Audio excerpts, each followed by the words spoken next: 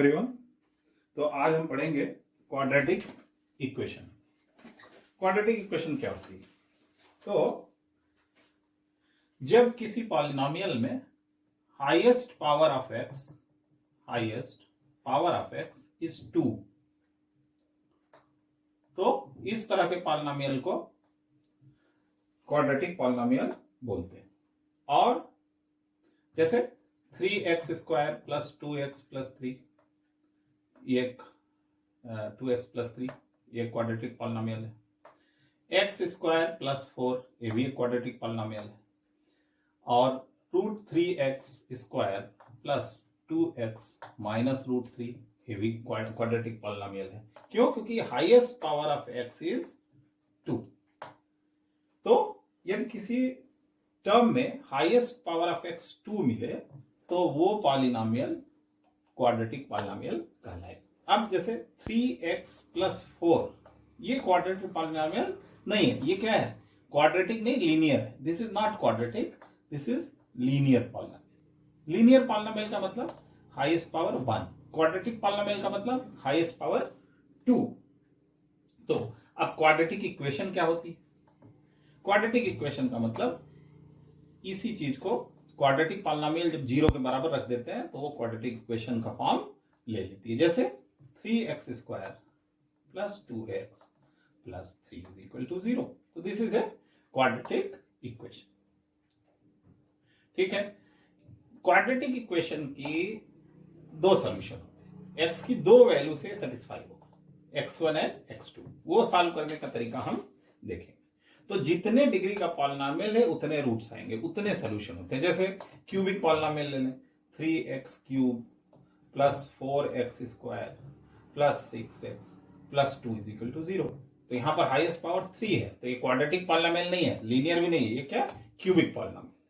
तो इसके 3x की 3 सोल्यूशंस होंगे। मतलब क्या है? x की ऐसी 3 वैल्यूज आएंगी जो इस इक्वेशन को सेटिस्फाई करें। तो अभी हाल फिलहाल हम लोग क्वाड्रेटिक इक्वेशन पर अपने को फोकस करेंगे। तो क्वाड्रेटिक इक्वेशन को सॉल्व करने के दो तरीके जो सीबीएसई बुक में भी 1 बाय 1 दिए गए। तो दोनों तरीके मैं डिस्कस करूंगा। पहला है फैक्टराइजेशन मेथड, और दूसरा है बाय मेकिंग परफेक्ट स्क्वायर।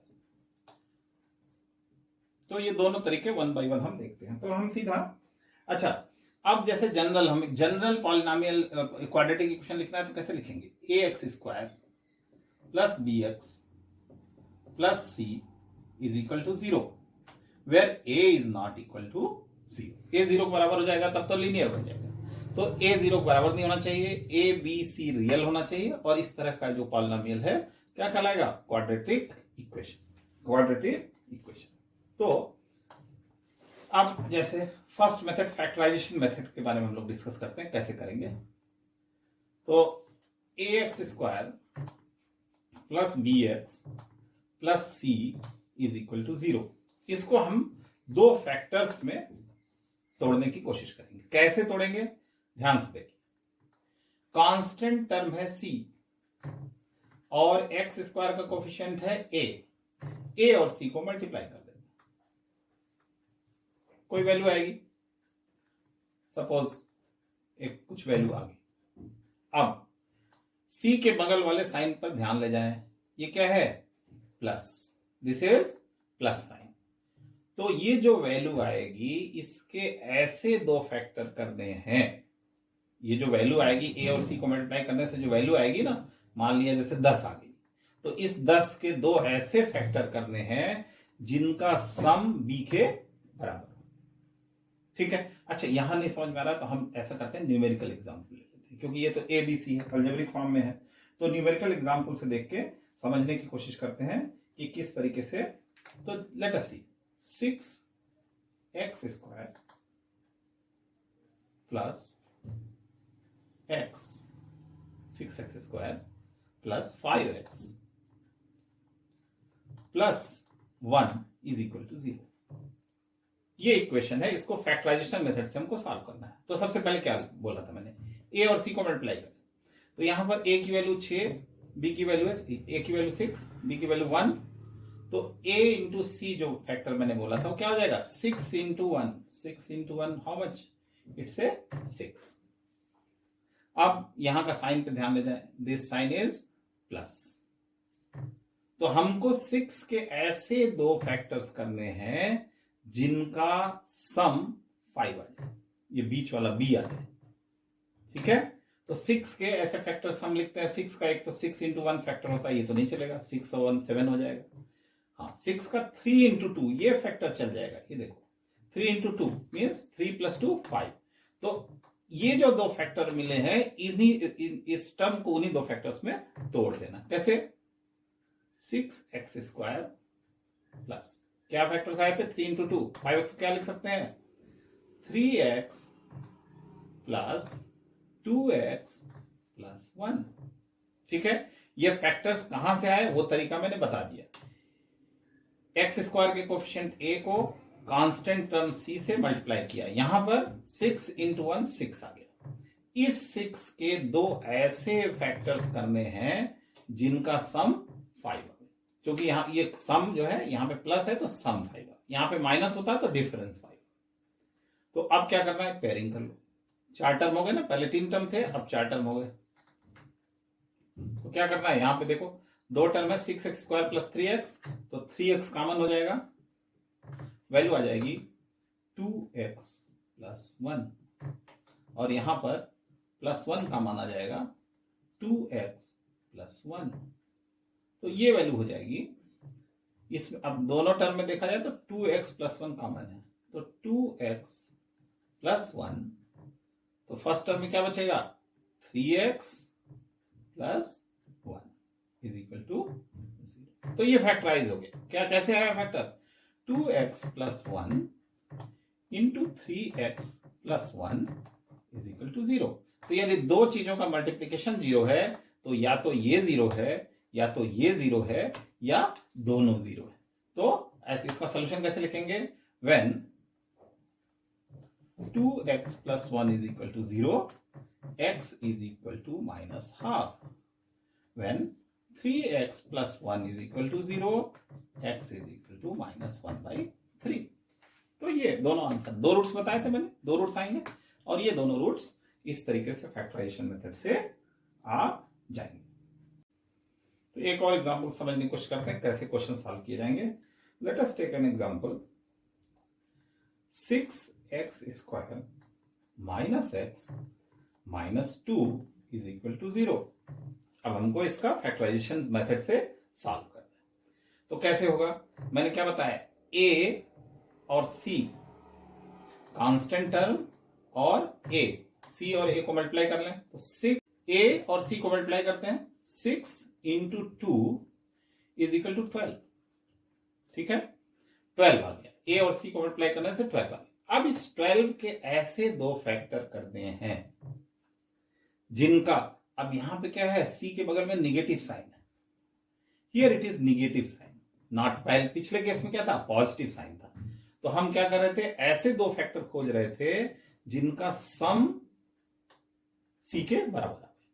लेकिन अब यहां पर माइनस साइन है, तो इसके ऐसे दो फैक्टर खोजेंगे जिनका डिफरेंस x का कोएफिशिएंट यहां पे 1 है, तो डिफरेंस क्या हो जाए, 1 आ जाए। तो ध्यान से देखें, 4:3, 4 से 12, तो क्या हो जाएगा, 6x²।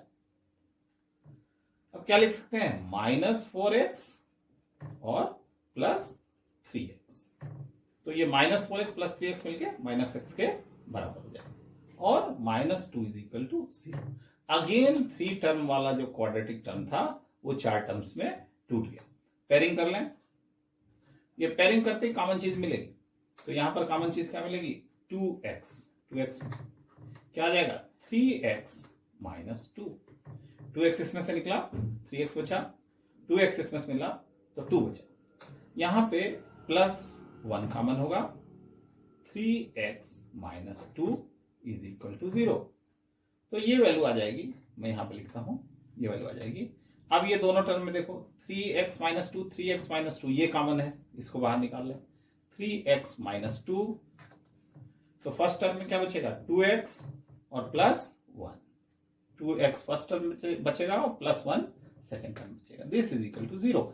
अगेन जब ये 0 के बराबर होगा तो x की वैल्यू 2/3 आएगी, और जब ये 0 के बराबर होगा तो x की वैल्यू -½ होगी। दोनों ही आंसर होंगे इसके, दोनों ही आंसर होंगे। तो इस तरीके से डिफरेंट तरीके के क्वेश्चंस हम सॉल्व कर सकते हैं। कैसे? Via factorization method, via factorization method. एक और क्वेश्चन लेते हैं ताकि और क्लियर हो जाए किस तरीके से। हाँ ओके, ये डिलीट कर देता हूं। तो अभी हम लोग ये फैक्टराइजेशन मेथड, फैक्टराइजेशन मेथड। अब एक क्वेश्चन ये है, √2x² plus 7x plus 5√2 is equal to 0। इसका फैक्टराइजेशन मेथड से हमको सोल्यूशन निकालना है। तो सबसे पहले ए तो ये वैल्यू है, सी ये वैल्यू, इसको मल्टीप्लाई कर लेते हैं। क्या हो जाएगा? √2 इंटू 5√2, क्या वैल्यू आ जाएगी? √2 इंटू √2 2 हो जाएगा, और 5 मतलब 10 आ जाएगा। अब सी के बगल वाला साइन क्या है? प्लस है। इसका मतलब 10 के ऐसे दो फैक्टर करें जिनका सम 7 आए, तो क्या हो जाएगा? 5 2 जा 10, 5 2 जा 10, 5 2 जा 10। तो √2 x²,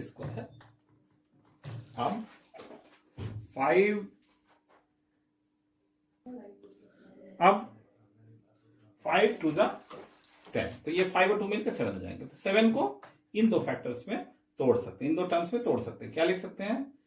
5x plus 2x plus 5√2, 5√2।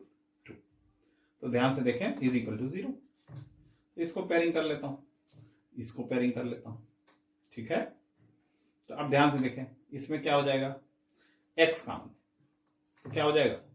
√2x plus 5 बचेगा, प्लस यहां पर √2 कॉमन है, तो 2 क्या है? 2 इज इक्वल टू √2 इंटू √2, ऐसे लिख सकते हैं ना। तो इसको √2 इंटू √2 लिख सकते हैं। एक √2 कॉमन हो गया तो √2x बचेगा, और प्लस 5 इज इक्वल टू 0।